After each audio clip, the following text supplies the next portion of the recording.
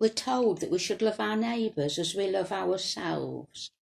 So let us bring before God the needs of our individual neighbours, those who live next door to us, opposite us, or on the same street as we do. And in a moment's quietness, let each of us think of our own neighbours, some we know well and some we'd like to know better, all with their own individual problems and needs, and commend them to God in prayer.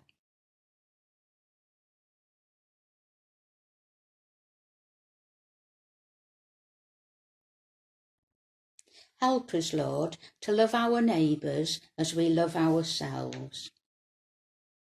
But Jesus tells us that our neighbours are those who need help, no matter where they are, what creed they are, or what culture they are. So let us widen our prayers and think firstly about the country in which we live. We remember our youngsters returning to schools at the moment after so many months, and we pray that their return to the world of school will be safe and smooth. We think of students who will soon be returning to universities or going to university for the first time.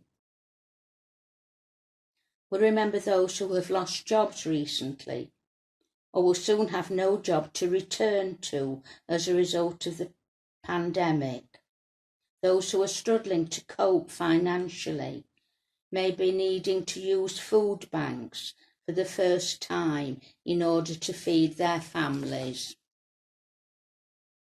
We pray for those in positions of authority in our country, that they will use their influence and power wisely and responsibly, and lead with justice and fairness for all people.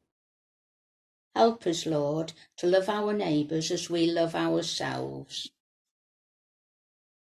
We widen our prayers even further and think about the many countries in our world so far away from ours, where fighting and bloodshed are rife, where people are living amongst the rubble of damaged homes following years of civil wars.